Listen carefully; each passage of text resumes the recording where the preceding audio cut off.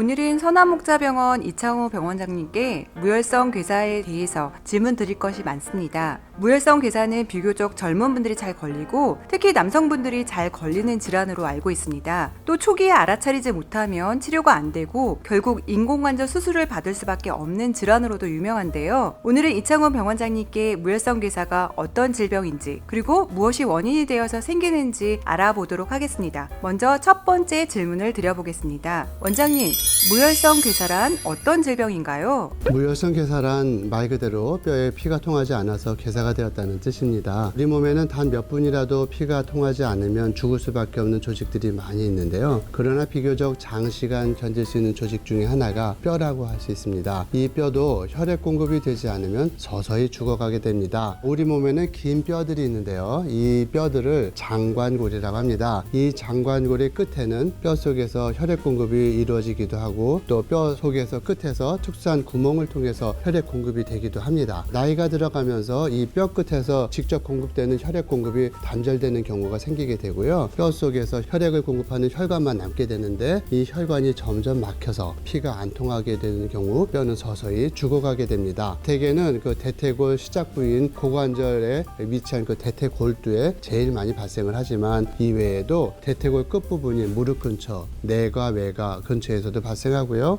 상완골두나 팔꿈치 근처에서도 발생합니다. 또한 경골, 아랫다리 근위부나 발목 근처에서도 발생하기도 해서 몸의 여러 곳에서 발생할 수 있는 병입니다. 제가 알기로 무혈성 괴사는 빨리 인지를 해서 신속하게 병원에 와서 치료를 받으면 나을 수 있는데 치료가 늦어지면 거의 불치병처럼 해결이 안 되는 경우가 많다고 들었습니다. 스스로 인지하기 어렵다고 알려져 있는데 혹시 그래도 스스로 빠르게 인지할 수 있는 방법이 있을까요? 무혈성 괴사는 흔한 질병이 아닙니다. 그래서 개인이 알아차리기 어려운 질병이기도 합니다. 그러나 몇 가지 중요한 사항을 말씀드릴 수 있는데 대개는 이러한 질병이 발생하는 분들은 이것을 유발할 만한 원인을 갖고 있습니다. 원인 질환이 있는 분들이 고관절의 운동이 좋아지지 않고 또 서해부에 통증이 발생한다면 반드시 병원을 방문하셔서 진단을 받아보시는 것이 필요합니다. 무혈성 괴사를 인지하기 위해 알아야 할 것은 그 무혈성 괴사를 일으키는 원인을 아는 것입니다. 젊었을 때는 거의 발생하지 않지만 과격한 운동을 통해서 대퇴골대 혈액이 끊기는 경우들이 있습니다. 예를 들어서 태권도나 유도 같은 운동을 할 때 다리 찢기를 하거나 또 요가나 필라테스와 같은 운동으로 평소 하지 않던 각도의 운동을 하는 경우에 혈액 공급이 나빠지면서 발생하는 경우가 드물게 있습니다. 또한 사고로 인해서 대퇴골대 금이 가거나 골절이 되어서 탈구가 되는 등의 사고가 발생했을 때 무혈성 괴사가 발생할 가능성이 매우 높습니다. 그러나 일반적으로 젊은 분들에게는 거의 발생하지 않고 중년 이후에 발생하게 되고요. 대부분 남자분들에게 발생하게 됩니다. 왜냐하면 가장 흔한 원인으로는 10년 이상의 과다한 음주,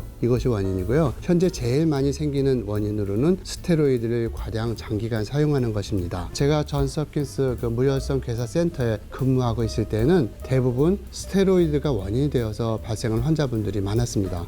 거기에서는 1년에 한 50만 명씩 환자분들이 찾아오시는데 무혈성 괴사 환자의 통계가 여러 개 잡히게 되는데 그때 치료해드렸던 환자분들 중에는 몸의 7군데에서 동시에 발생한 경우도 있었습니다. 한국에서는 대퇴골두에만 생기는 것으로 알고 계시지만 실제로는 몸의 여러 곳에서 발생할 수 있습니다. 천식이나 아토피, 루푸스 등의 그런 만성질환 때문에 스테로이드를 쓸 수밖에 없는 환자분들은 이 질병의 발생 가능성이 매우 높습니다. 이외에도 당뇨병이나 또 잠수병 또는 방사선 조사를 받은 경우 내분비 질환, 또 갑상선 질환, 고지혈증 등의 성인병이 있는 분들에게 발생의 빈도가 높기 때문에 대부분 이러한 병들이 있는 분들이 고민하셔야 하는 병입니다. 일반인들에게는 발생 가능성이 아주 매우 적다고 생각하시면 맞습니다. 착각을 해서 방치했다가 무혈성 괴사가 되는 사례가 많다고 들었는데요. 이런 사례가 실제로 있을까요? 예, 있습니다. 환자분들이 스스로 처방을 내려서 잘못되는 경우도 있습니다. 바로 디스크로 오인하는 것이죠. 그냥 참으면 좋아질 거라고 생각하면서 치료를 받지 않고 집에 있게 되는데 이런 경우 위험한 일이 일어날 수도 있습니다. 관절이 움직이지 않고 통증이 계속되면 한 번쯤 무혈성 괴사를 의심해 봐야 합니다. 디스크로 오인해서 참고 있다가 치료 시기를 놓쳐버리면 아주 안 좋은 결과를 갖게 되는 것이지요.